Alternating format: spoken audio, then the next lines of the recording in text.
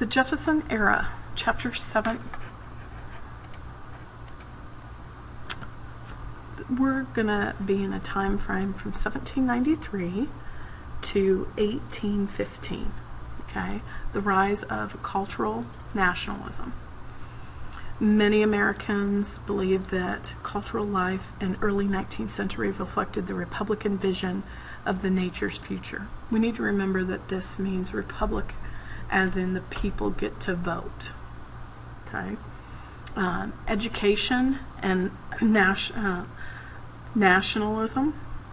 Central to the Republican vision of America was the concept of vigorous and enlightened citizenry. Republicans believed, therefore, in the creation of a nationwide system of public schools in which all male children would receive free education. Some hopes were not fulfilled. Schooling remained primarily responsibility of private institutions, and most were open only to those who could afford to pay them. In the South and the Middle Atlantic states, most schools were run by religious groups.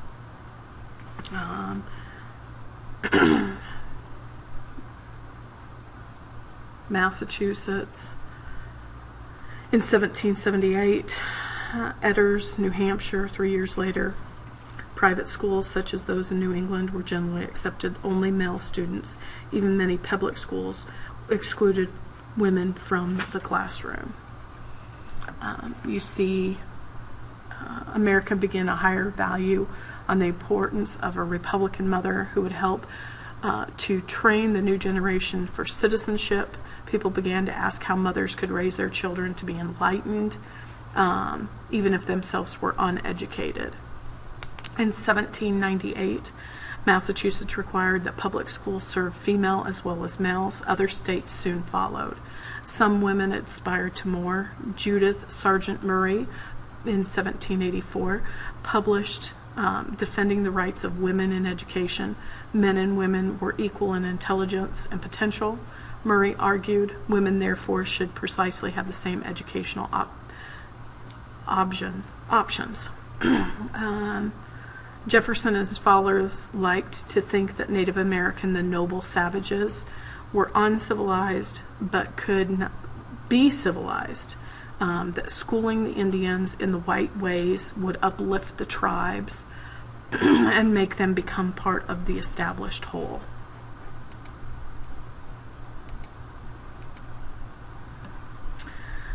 The decline of midwifery. Okay, now the midwives were important in early colonies, and then medicine comes about, and doctors and that wanted the midwives to step aside, and they wanted it to be more for the elite. The University of Pennsylvania created the American's first medical school in 1765.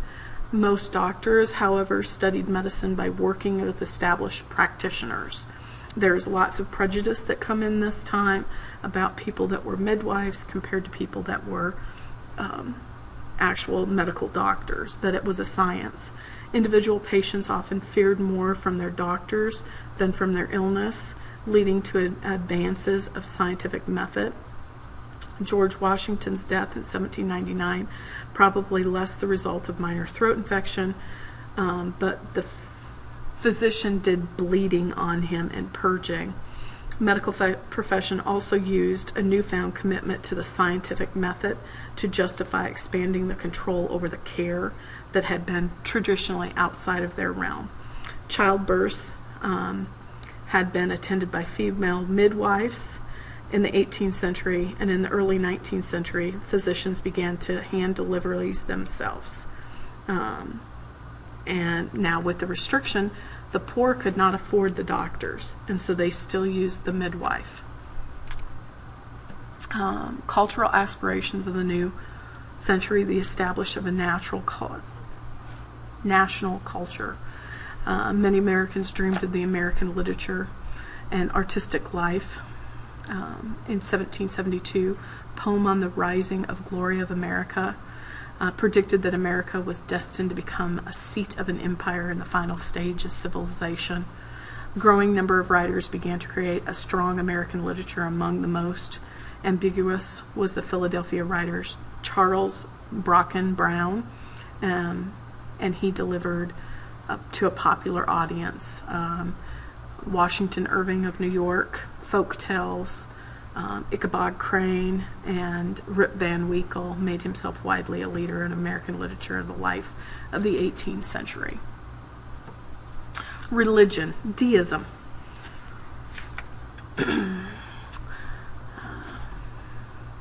Religious traditions that particularly alarm the emergence of the new rationale religious doctrine.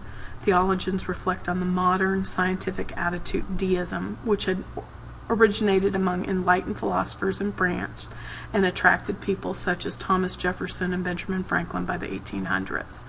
Moderately broad audience, deists accepted the existence of God, but they considered him a remote watchmaker who, after having created the universe, had withdrawn from the direct involvement of human race and its sins.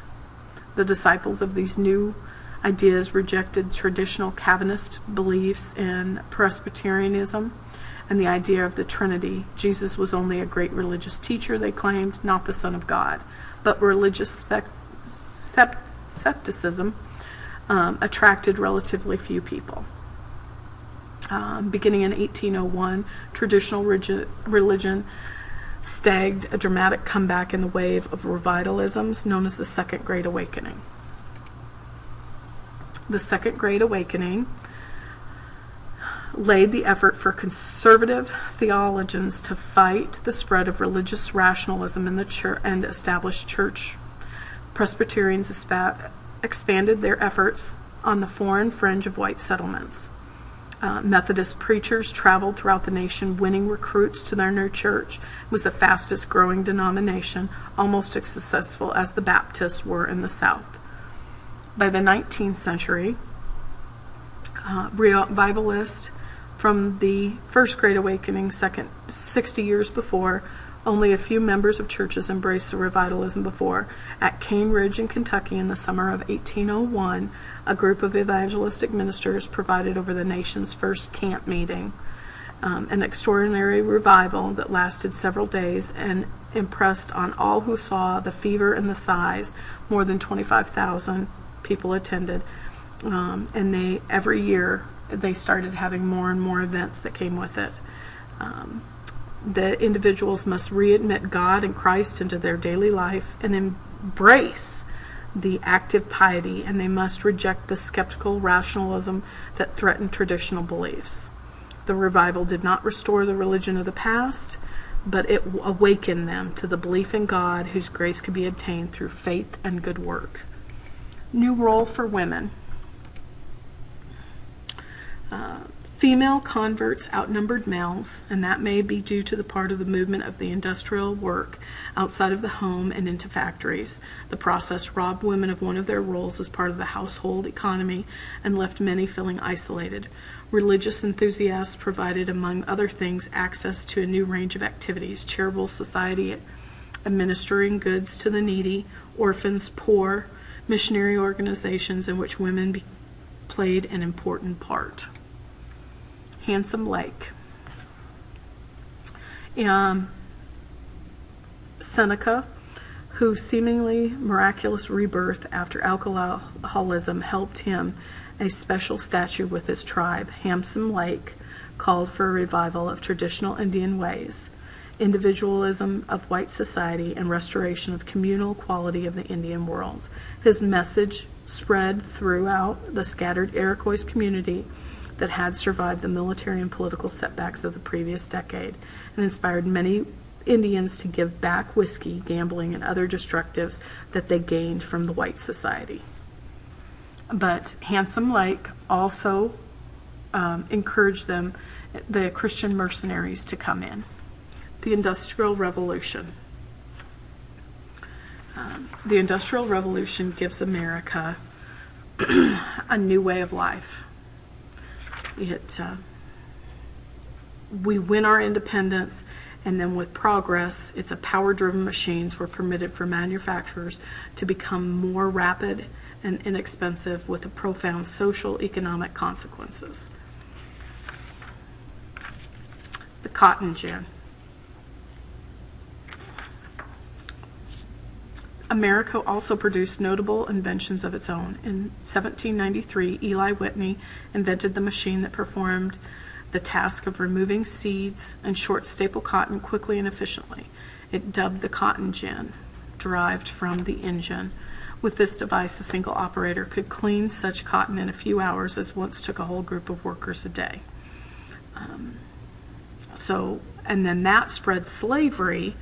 The African American slaves, which declined the tobacco product and seemed of time a dwindling institution, expanded its firm fix upon the South. Large supply of domestic product for fiber could also strong incentive. In New England, elsewhere developed a massive textile industry.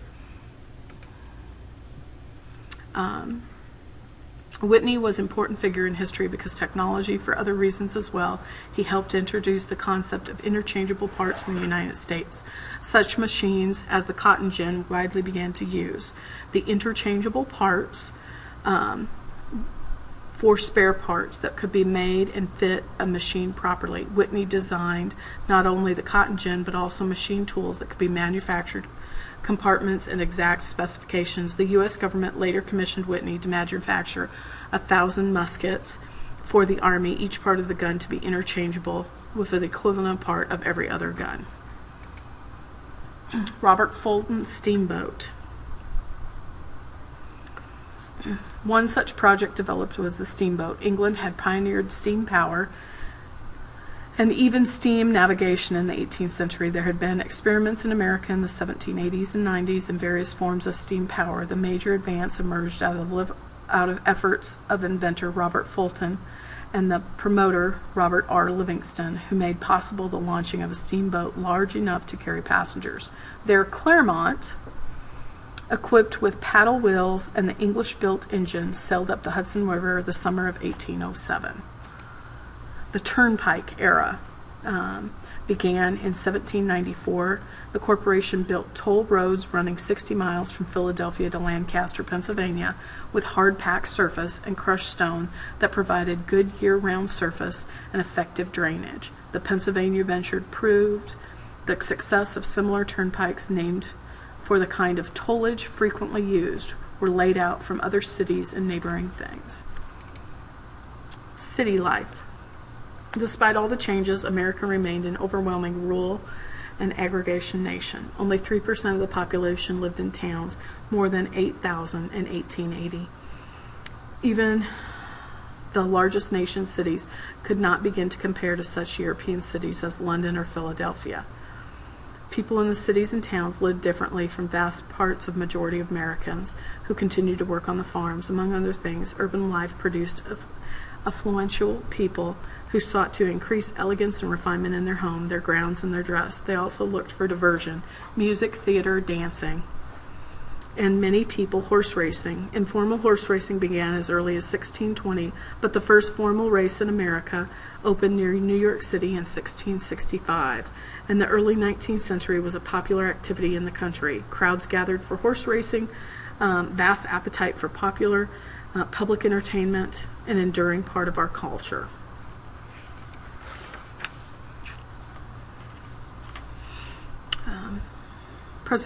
Privately, Jefferson may have considered his victory over John Adams in 1800 to be what later was known as the Revolution, as real as 1776. The modest character of the federal government during Jefferson's era was a newly founded national capital of Washington, D.C. There were primarily who envisioned the incomplete town designed by French architect Pierre Effetet. Vision would soon emerge as the Paris of the United States. So you have, remember, D.C. can only be no more than 10 miles. And so it's laid out where the White House and the Treasury building can see the Capitol building. And it all runs through that. The Naval Yard, the Marine Corps. The reality of Washington, D.C. Washington was not at home as a place briefly during the secession of the legislature. Most lived in the cloister. of simple boarding houses in the vicinity of the Capitol. Most members of Congress resigned their seats in midst of the secession and returned home in the opportunity to accept more prestigious jobs. Jefferson was a wealthy planner by background, but president, he conveyed to the public image of plain, almost cruel disdain for pretension.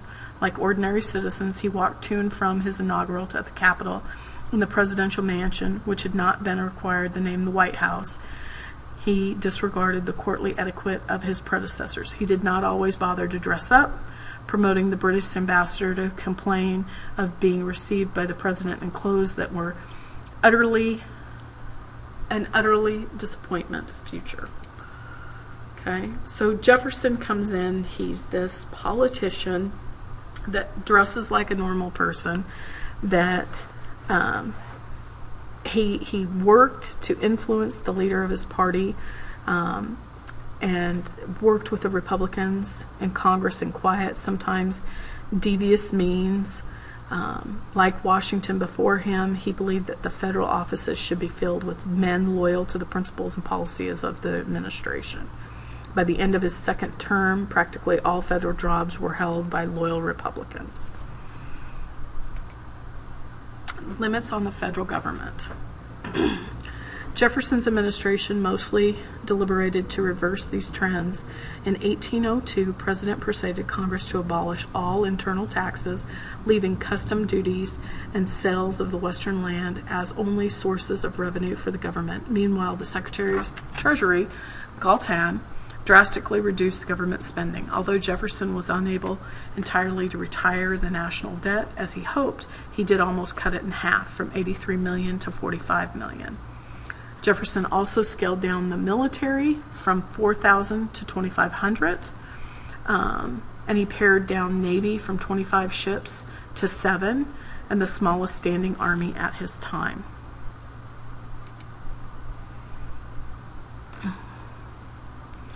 For many years, the Barbary states of North Africa, Monaco, Algiers, Tunis, and Tripoli, had been demanding protective money paid to avoid piracy from all nations whose ships sailed the Mediterranean. During the 1780s and 1790s, the United States, too, had agreed to the treaty, providing an annual tribute to the Barbary states.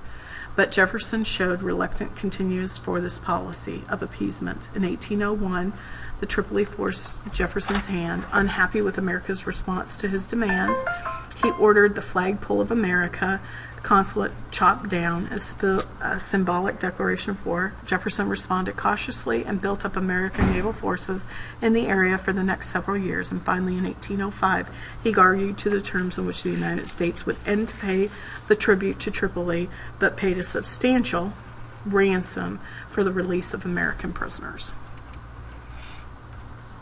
Mulberry versus Madison. The Supreme Court. Now remember, we have the Supreme Court. Now this court case, Mulberry versus Madison, is very, very important because it elevates the Supreme Court to equal of the other two branches.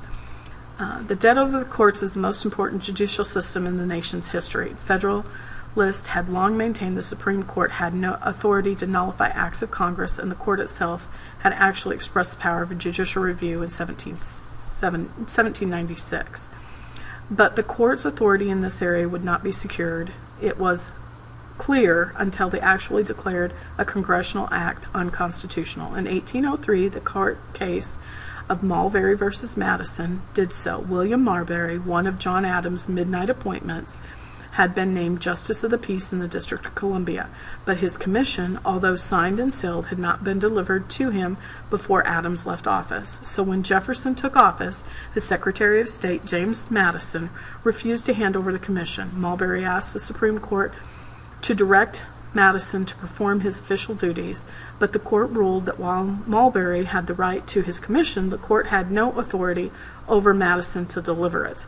On the surface, therefore, the decision was a victory for the administration, but of much greater importance was the relative insignificant matter of Mulberry's commission was the court's reasoning for the decision. The original Judiciary Act of 1789 had given the court the power to compel executive orders to act in such manners to deliver the commission on base of Mulberry filed suit. But the court ruled that Congress had exceeded its authority, that the Constitution defines the power of judiciary and the legislature has no right to expand them. The relevant section of 1798 Act was therefore void, and then deceivingly denied its own authority. The court, in fact, radically enlarged it. The justices had relatively minor power, and asserting vastly greater one. The Chief Justice of the United States at the time was John Marshall, a leading Federalist and prominent Virginia lawyer, had served as John Adams' Secretary of State. Ironically, Marshall, who had failed to deliver the Mulberry Commission in 1801, just before leaving office, Adams had appointed him Chief Justice, and almost immediately Marshall established himself as a dominant figure in the case, including court cases Mulberry versus Madison. Although the recession of the Republican president, he battled to give the federal government unity and strength, and so doing so he established the judiciary as co-equal branches of the executive and legislative. Napoleon's North American dream. Having failed to his plan to seize India from British Empire, Napoleon began to dream of restoring French power in the New World. Territory east of the Mississippi, which French had seceded to Great Britain in 1763, was now part of the United States, but Napoleon had hoped to reign the land west of the Mississippi, which belonged to Spain since the end of the 7-Year War in 1800 under the Treaty of Saint-Epiphanius. France regained title to Louisiana, which included most of the Mississippi Valley to the west of the river. The Louisiana Territory would, Napoleon hoped, become the heart of the great French Empire in America. Jefferson was unaware of Napoleon's first ambitions for America and persuaded the foreign policy reflected of well-known administration of France, but he began to reassess America's relations with France and heard rumors of the transfer of the Louisiana. Particularly troubling Jefferson was the French control of New Orleans, the outlet which produced a fast-growing western region of the United States, shipping market to the world. Even more alarm was the fall of 1802 when he learned the Spanish intent at New Orleans had announced a disturbing new regulation. American ships sailed into the Mississippi River for many years without deposits of their cargo in New Orleans to transfer to ocean-going vessels. Spain had guaranteed America the right to the Pequot Treaty in 1795.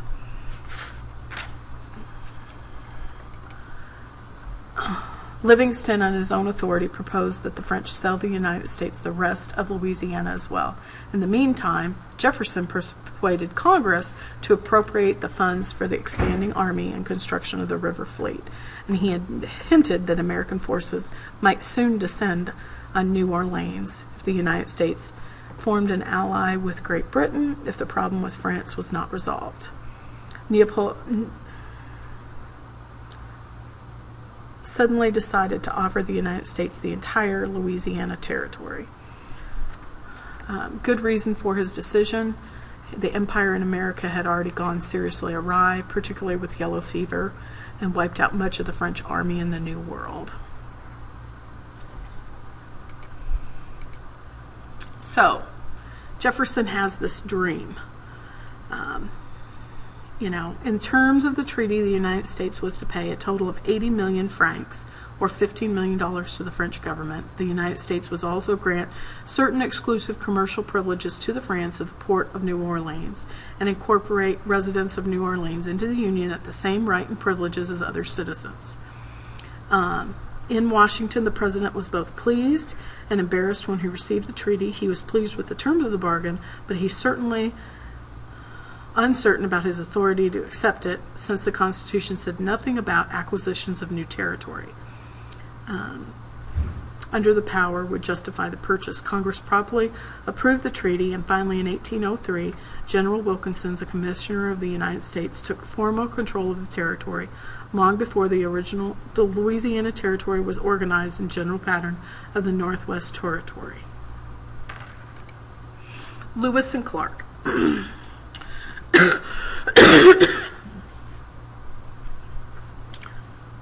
In 1803, Jefferson helped plan the expedition to cross the continent of the Pacific Ocean, gather geographical information, investigate prospects of trade with the Native Americans. The expedition began in 1804. They named the leader Meriwether Lewis, a veteran of Indian wars who had skilled ways in the wilderness, and Lewis's colleague, a 34-year-old William Clark, an experienced frontierman and soldiers. So the Lewis and Clark, with a company of 4 men, started up the Missouri River from St. Louis with a stone show woman named Sacagawea as their interpreter, and they eventually crossed the Rocky Mountains, descended on Snake Lake and Columbian River in late autumn of 1805 and the Pacific coast. In September of 1806, they were back in St. Louis with elaborate records of geographical and native civilizations they had observed. Exojunto.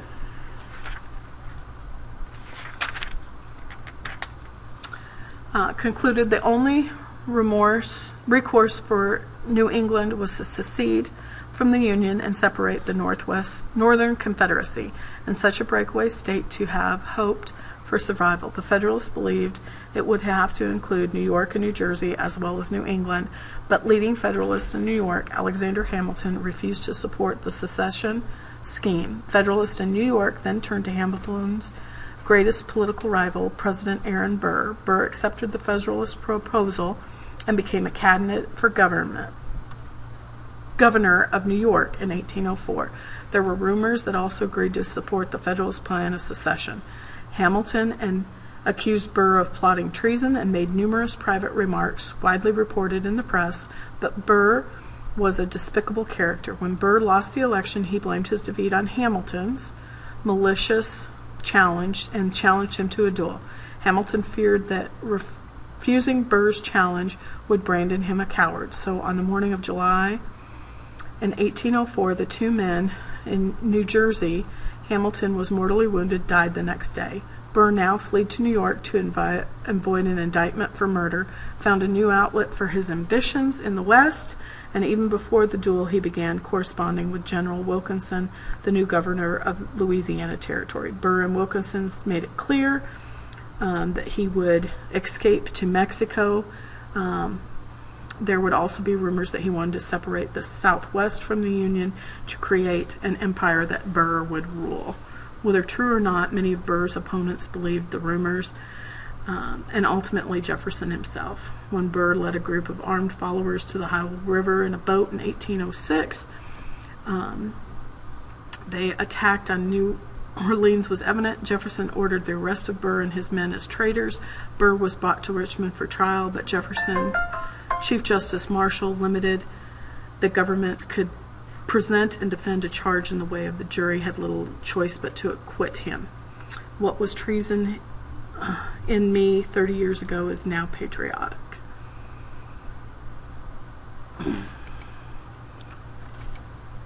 The conflict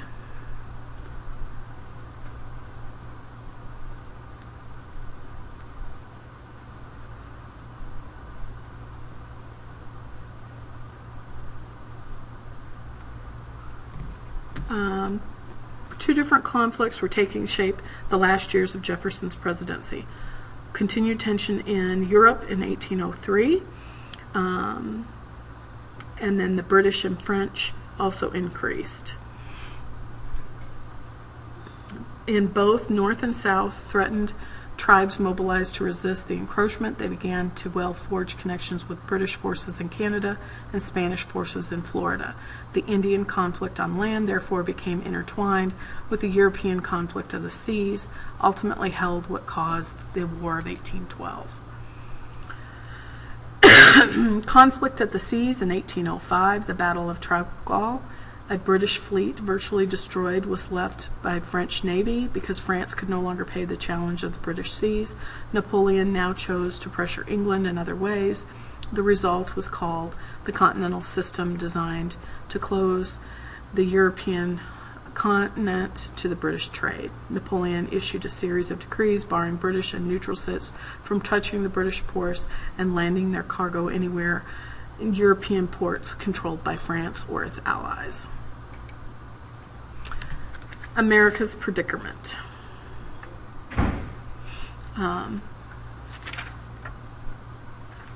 Appeasement.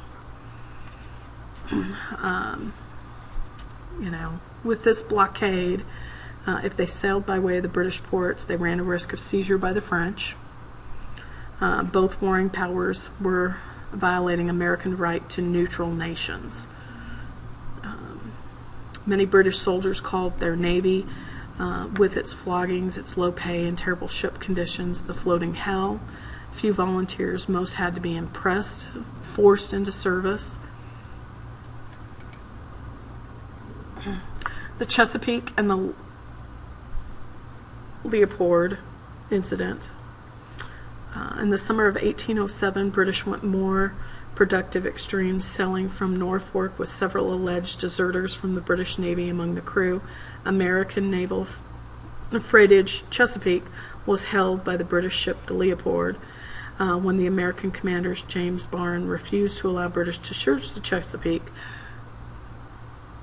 Leopard opened fire.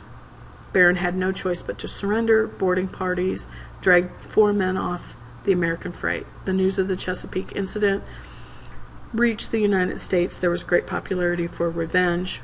Jefferson and Madison tried to maintain peace. Jefferson expelled all British warships from American waters to lessen the likelihood of future incidents. But the British cabinet refused to renounce the imprisonment and instead reasserted its right to recover deserting seamen. Peaceful coercion, the prevention of an incident that might bring the nation again on the brink of war. Jefferson persuaded Congress to pass drastic measures in 1807, the Embargo Acts. The embargo was widely evaded, but it effectively enough to create serious depression throughout most of the nation. Hardest hit were merchant ship owners of the Northeast, and most of them were Federalist. When the presidential election in 1808 came in, James Madison was elected president, but the Federalist candidate Charles Pinckney again ran much more strongly than he had in 1804. The Embargo Acts clearly was a growing political liability, and Jefferson decided to back down. Madison's Non-Intercourse Act.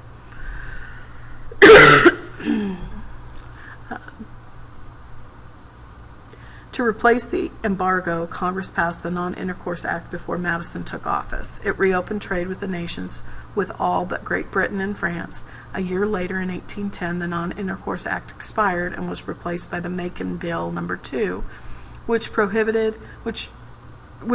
reopened free commercial relations with Britain and France, but authorized the president to prohibit Congress with either belligerents if it should continue violating neutral ships after they had been stopped. The Indian problem.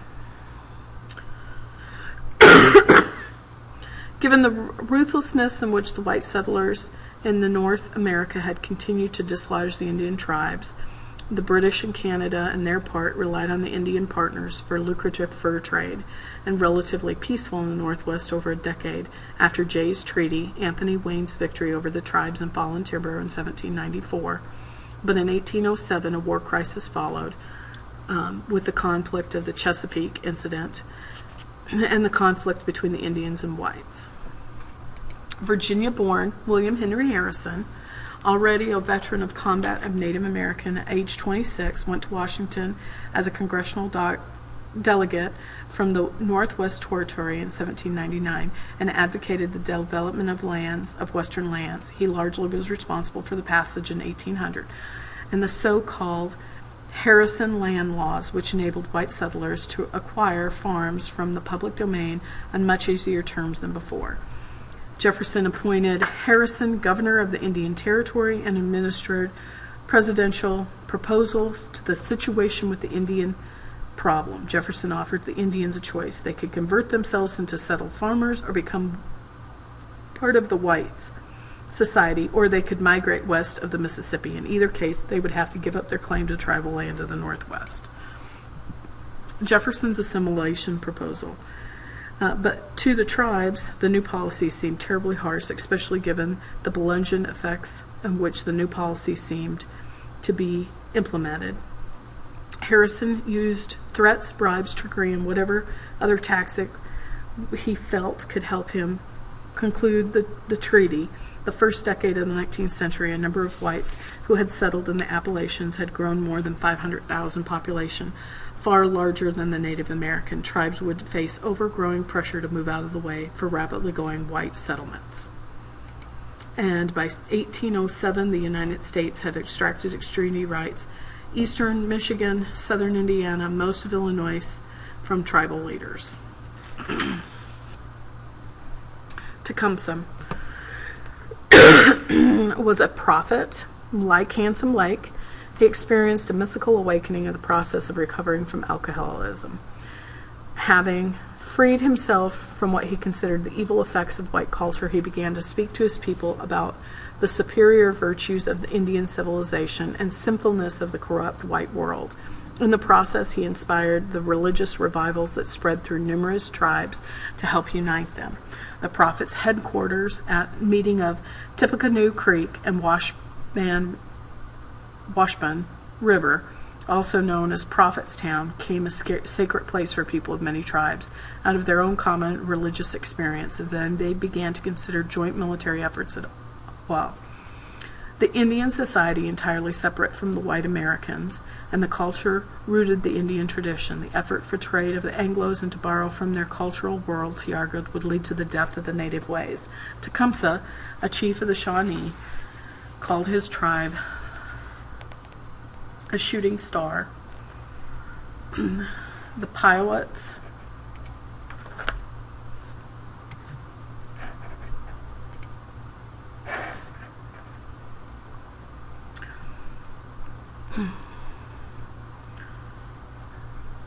was many even more malignant was his brother Tishaquashquana.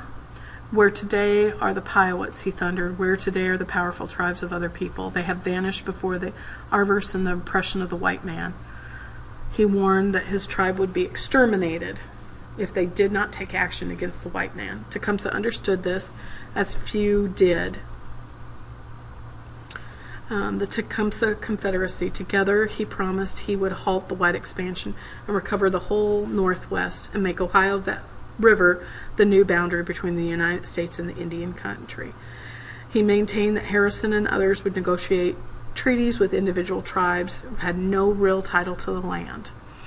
During Tecumseh's absence, Governor Harrison saw a chance to destroy the growing influence of the two Indian leaders.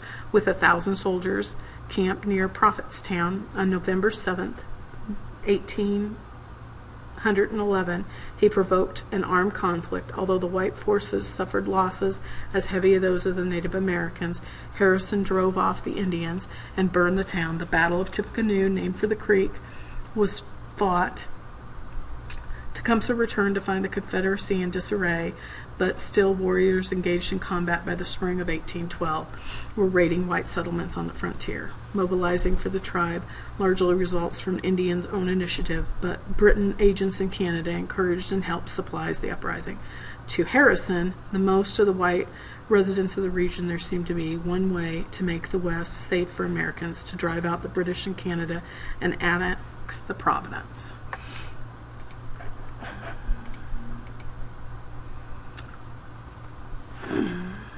Coveted Florida. While white men in the North demanded the conquest of Canada, those in the South wanted the Spanish Florida. The territory continued to threaten the whites, enslaved people across Florida. In 1810, American settlers in the West seized the Spanish fort Baton Rouge and asked the federal government to annex the territory to the United States. President Madison happily agreed and began planning for the rest of Florida too. The desire for Florida became yet another motive.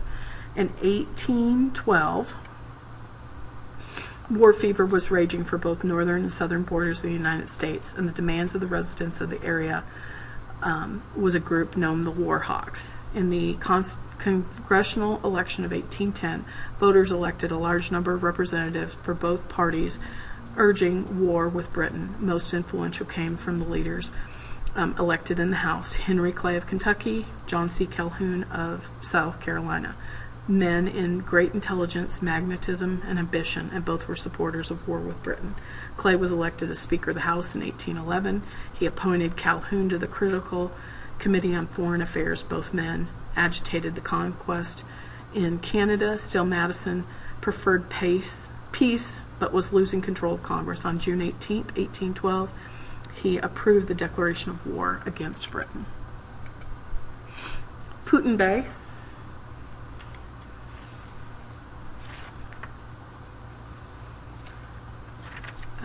In the summer of 1812, American forces invaded Canada through Detroit, and soon they retreated back to Detroit and in August surrendered the fort there. The others' invasions failed. In the meantime, Fort Dearborn, near Chicago, fell before Indian attacks. Things were slightly better in the United States on the sea at first. American coveted imposed a blockade on the United States. The United States did all it could to achieve military success on the Great Lakes. First, the Americans took command of the Lake Ontario, permitting raids, burnt Yorktown, the capital of Canada. American forces seized control of Lake Erie and maintained throughout the young Oliver Hazard Perry, who engaged the dispersed British fleet in Put-in-Bay on September 10, 1813, and made possible at last for a more successful invasion on Canada by way of Detroit.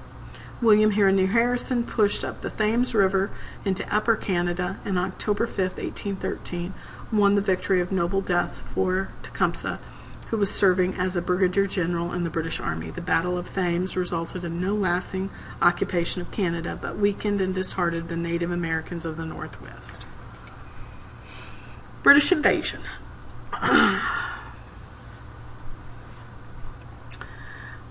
1814, England decided to invade the United States. The British Armada sailed up the Puxon River from the Chesapeake Bay and landed in an army marched near the Bladenburg on the outskirts of Washington, where it dispersed poorly trained forces of American militmen. On October 24, 1914, the British troops entered Washington and put the government on flight, where they set fire to several Capitol buildings, including the White House, for retaliation of the Americans burning the Canadian Capitol building at York. Leaving Washington in parts ruined, the invasion proceeded up the bay towards Baltimore, but the city, guarded by Fort McHenry, was prepared and blocked the approaching fleet, and American garrismen sunk several ships. On September 13th, Francis Scott Key, a Washington lawyer aboard the British ship, negotiated the return of prisoners and watched bombardment. The next morning, by dawn's early lights, he could see the flags, and he wrote the poem, The Star-Spangled Banner. The British withdrew from Baltimore, and Key's words were soon turned into an English drinking song. In 1931, the Star-Spangled Banner became the official national anthem. The Battle of Plattsburgh on September 11, 1814, turned back much larger British naval and land forces in the South. The battle-hardened British veterans landed on New Orleans and prepared to advance up the Mississippi, awaiting for the British Andrew Jackson. Tennessean, Kentuckians, Creoles, blacks, pirates, and regular army troops drawn up behind the breastwork. On January 8, 1815, the Redcoats advanced on America fortification and exposed the British forces were no match for Jackson's well-prepared men. After America had repulsed several waves of attacks, the British finally retreated, leaving 700 dead and wounded 1,400 prisoners. Jackson's losses were 8 killed and 13 wounded. Only later did news reach North America that the United States and Britain had signed a peace treaty. The Federalists opposed war. In 1815, between 1812 and 1815, the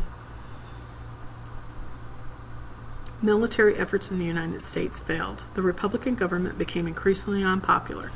In New England, the opposition for both War and the Republicans was so extreme that some Federalists celebrated British victories. In Congress, meantime, Republicans had continual trouble with Federalist oppositions led by Daniel Webster. So they called the Hartford Convention. On December 15, 1814, delegates from New England met in the state of Hartford, Connecticut, to discuss their grievances against Madison's administration. The would-be successor of the Hartford Connection outnumbered the cooperative moderate majority. But while the convention reporters had only hindered secession, it reasserted the right of nullification and the purpose of 7 amendments to the Constitution designed to protect New England from the growing influence of the South and the West. The Treaty of Ghent. Negotiations between the United States and Britain on August 1814 began in Ghent, Belgium. John Quincy Adams, Henry Clay, Albert Galston led the American delegation, although both sides began extravagant demands, and finally the treaty, with little exception, ended the fighting. Americans gave up their demand for British nullification, impressed, and secession of Canada to the United States. The British abandoned their call for creation of Indian buffer states in the Northwest and made a minor territorial secession. The treaty was signed Christmas Eve of 1814. For the Indians east of the Mississippi, the conflict dealt another devastating blow for their ability to resist white expansion. Tecumseh was dead, the British were gone in the Northwest, the intertribal alliance of Tecumseh and the Prophet had collapsed, and as the end of the war spurred white movement westward, the Native Americans were less able to ever defend their land. We need to remember that this is the revolution of the 1800s. There was a dream of the Republic. We gained the Louisiana Territory. It's an era of good feelings.